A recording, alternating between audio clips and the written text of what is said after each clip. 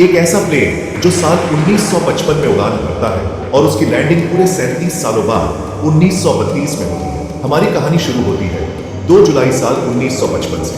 Douglas DC-4 नाम का एक अमेरिकन चार्टर्ड प्लेन जो पैन अमेरिकन वर्ल्ड एयरवेज का हिस्सा था और जिसे फ्लाइट 914 कहते थे, वो न्यूयॉर्क के एक एयरपोर्ट से मियामी की ओर जा रहा था। रास्ता करीब 4 घंटे का था और इस प्लेन में 60 पैसेंजर्स और 6 क्रू मेंबर्स मौजूद थे। पर बीच रास्ते में ही यह प्लेन रडार से गायब हो जाता है और फिर कभी मियामी पहुंचता ही नहीं। मिसिंग प्लेन्स और शिप्स की कहानियां तो आपने बहुत सुनी होंगी, जिनको खोजने के लिए सालों तक तलाश चलती है, पर उनका कोई भी नामो निशान कभी नहीं। अब डगलस DC-4 के साथ भी कुछ ऐसा ही होता है। काफी खोजबीन के बाद जब इस प्लेन का कोई भी अता पता नहीं चलता तो इसे मिसिंग घोषित कर दिया जाता है और डगलस DC-4 की कहानी इतिहास के पन्नों में दफन हो जाती है। पर 21 मई 1992 को वेनेजुएला के कैपिटल काराकास के एयरपोर्ट पर कुछ ऐसा होता है जिसने अपने पीछे कई सवाल छोड़ दिए। एयरपोर्ट के क्रू को आसमान में एक प्लेन नजर आता है, लेकिन सरप्राइजिंग बात तो यह थी कि वो प्लेन एयर ट्रैफिक कंट्रोल के रडार में नजर नहीं आ रही थी। इतने में वो प्लेन एयरपोर्ट के कंट्रोल रूम से कांटेक्ट करता है और यहां मौजूद ऑफिसर, जिनका नाम जवान दे ला क्रूज़ था, वो इस पूरी घटना के गवाह बनते हैं। जब जवान प्लेन के पायलट से प्लेन का नाम पूछता है तो वो बताता है कि मैं DC-4 में सवार हूं और हम मियामी एयरपोर्ट पर लैंडिंग करना चाहते हैं। अब पायलट बहुत ही घबराया हुआ लग रहा है और यह घबराहट तब डबल हो जाती है जब जवान उसे बताता है कि यह मायामी नहीं बल्कि वेनेजुएला का काराका एयरपोर्ट है, मतलब DC-4 अपने डेस्टिनेशन से 2200 किलोमीटर दूर है। और अभी तो पायलट को यह पता भी नहीं था कि वो 37 साल फ्यूचर में आ चुका है। जब पायलट सुनता है कि वह मायामी की जगह काराका एयरपोर्ट पर है तो वो डर जाता है और काराकास एयरपोर्ट पर लैंडिंग की परमिशन मांगता है। अब जैसे ही उसे परमिशन मिलती है और DC-4 एयरपोर्ट पर लैंड करता है, पायलट बाहर का नजारा देखकर हैरान हो जाता है। दूसरे प्लेन्स काफी नए और मॉडर्न लग रहे थे, साथ ही साथ बिल्डिंग्स और उसके आसपास मौजूद लोग काफी अजीब नजर आ रहे थे। यही हाल बाहर के लोगों का भी था। सभी उस पुराने से प्लेन को देखकर हैरान थे। ऐसा लग रहा था जैसे कोई वर्ल्ड वॉर का जंगी जहाज लैंड किया गया। DC नाम के किसी प्लेन के बारे में तो वहां के लोगों ने कभी सुना भी नहीं था, और भाई ऐसा कोई प्लेन उनके एयरपोर्ट पर लैंड करेगा, यह तो गजब ही हो गया था।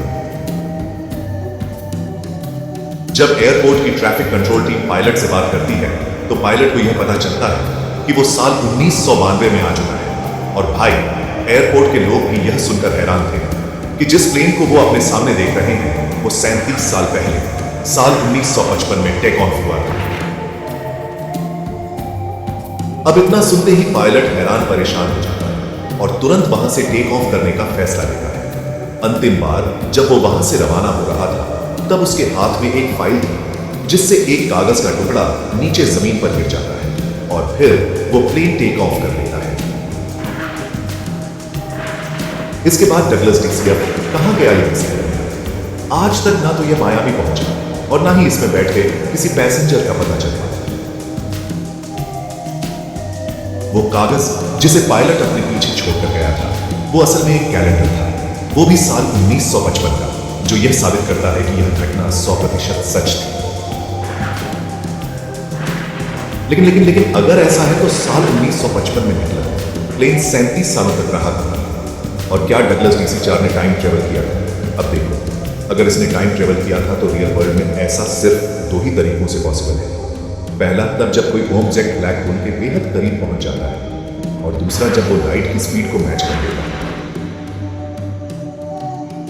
अब अगर एक प्लेन पृथ्वी पर उड़ रहा था तो ब्लैक होल के पास पहुंचना या पृथ्वी पर उसका सामना किसी ब्लैक होल के साथ होना बिल्कुल भी पॉसिबल नहीं है। दूसरी तरफ डगलस DC-4 जो एक 4 इंजन प्लेन था, वो साल 1942 का मैन्युफैक्चर था और उसकी इतनी स्पीड पॉसिबल ही नहीं थी कि वो लाइट की स्पीड को मैच कर पाए। मतलब कि इस प्लेन का टाइम ट्रेवल करना तो बिल्कुल भी पॉसिबल नहीं था। तो फिर 1955 में टेक ऑफ करने वाला यह प्लेन 1992 में पहुंचा कैसे? वे ठीक वैसे ही जैसे साल 1998 में पैदा हुए। रशीद खान ने साल 1992 में इमरान खान को वर्ल्ड कप की ट्रॉफी उठा देनी थी। पाकिस्तान के पेस एक्सप्रेस हसन अली ने भारत के खिलाफ एक मैच में 10 विकेट उड़ाए और हमारी अपोजिशन के एक लीडर प्राइम मिनिस्टर बने। समझ रहे हो, आप समझ रहे हो ना? कहने का मतलब यह है कि यह एक बहुत बड़ा हॉक्स था, यानी कि एक फेक न्यूज। हाँ, यह बात सच है कि साल 1947 से 1961 के बीच डगलस DCF नाम के vice Prince pan American world Airways, जिसे पैन एम भी कहते हैं, उसमें शामिल थे।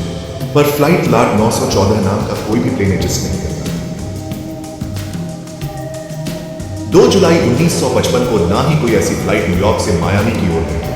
और अगर हम 1955 में हुए सारे हवाई हादसों की लिस्ट पर नजर डालें तो हमें फ्लाइट 914 नाम का कोई भी एक्सीडेंट देखने को नहीं मिलता। इनफैक्ट एविएशन की हिस्ट्री में कभी भी इस नाम का कोई भी इंसिडेंट हुआ नहीं। 4 अप्रैल 1955 को न्यूयॉर्क के लॉन्ग आइलैंड मैकआर्थर एयरपोर्ट से टेक ऑफ करने वाला यूनाइटेड एयरलाइंस का डगलस DC-6 क्रैश जरूर हुआ था। पर उस इंसिडेंट और फ्लाइट 914 के फेक इंसिडेंट में कोई भी कनेक्शन नहीं है। लेकिन अब सवाल उठता है कि आखिर ये फेक न्यूज फैलाई किसने, और वो क्या रीजन थे कि फ्लाइट 914 की ये फिक्शनल स्टोरी इतनी ज्यादा वायरल हो गई। देखो, बात करें इंटरनेट और सोशल मीडिया की, तो इस स्टोरी को वायरल करने का पूरा श्रेय ब्राइट साइड को जाता है, जो यूट्यूब पर 2019 में इस चैनल ने फ्लाइट 914 के बारे में यह वीडियो पब्लिश की थी, जिस पर आज की तारीख में 19 मिलियन से ज्यादा व्यूज हैं। हालांकि देखो, हम ये बिल्कुल नहीं कह सकते कि ब्राइट साइड ने जानबूझकर यह फेक स्टोरी फैलाई। वीडियो में स्टोरी को रियल की तरह प्रेजेंट किया गया है, पर एक जगह नैरेटर साफ कहते हैं कि ये किसी फैशनेट की तरह लगती है, स्मेल्स का फिश। राइट, इंटरनेट के कुछ सोर्सेस में तो यह भी बताया गया है कि प्लेन 37 ने बल्कि 30 सालों बाद लैंड किया था और कारका एयरपोर्ट पर यह 1992 में बल्कि 1985 में पहुंचा था।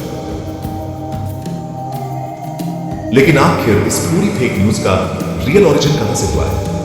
वेल, इसका ओरिजिन हुआ मई 1985 में वीकली वर्ल्ड न्यूज में पब्लिश्ड इस आर्टिकल के जरिए ये अमेरिका की एक न्यूज़पेपर एजेंसी है जो साल 1969 से 2007 के बीच में एक्टिव थी और मोस्टली फिक्शनल स्टोरीज को पब्लिश किया करती थी।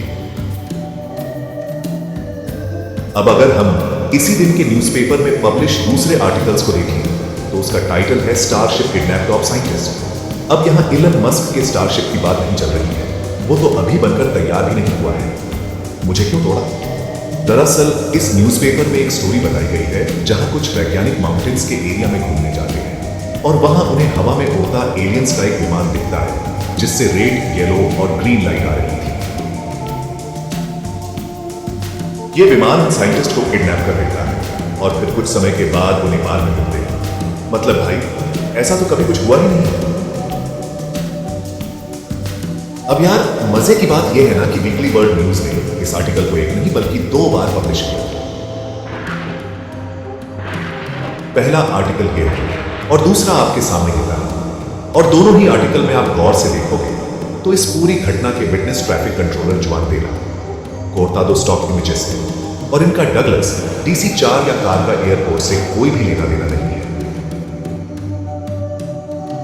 वैसे वीकली वर्ल्ड न्यूज ने एकमात्र यही अफवाह नहीं फैलाई थी, बल्कि साल 1992 में उन्होंने यह आर्टिकल भी पब्लिश किया था। इसके अनुसार वैज्ञानिकों को वेस्ट वर्जीनिया के केव में बैट बॉय मिला है। यह ऐसा क्रिएचर था जिसकी आधी बॉडी इंसानों की थी और आधी बॉडी बैट की थी। कुछ आर्टिकल्स में तो यह तक दावा किया गया कि अमेरिका के फेमस पॉलिटिशियन हिलरी क्लिंटन ने इसे अडॉप्ट कर लिया। Famous American singer Elvis Presley, जिनकी मौत साल 1977 में हो गई थी, उनको मौत के बाद देखे जाने की भी कई फेक न्यूज़ेस इसमें पब्लिश की गई थी। मतलब जो भी न्यूज आप YouTube में देख रहे हैं वह एक स्टोरी मात्र है, एक फिक्शनल स्टोरी जो केवल लोगों को लुभाने के लिए बनाई गई थी। बाकी फ्लाइट 914 के बारे में आपका क्या विचार है?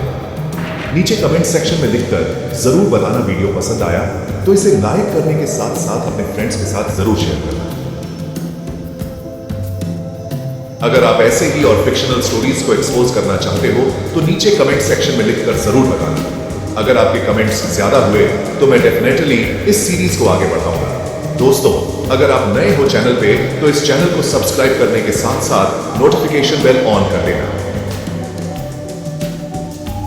और जाने से पहले इस वीडियो को जरूर जाकर देखें, जहां हमने बात किया है एक ऐसे सैटेलाइट के बारे में जो 13,000 साल से हमारे अर्थ को ऑर्बिट कर रहा है। लेकिन आखिर इस सैटेलाइट को भेजा किसने?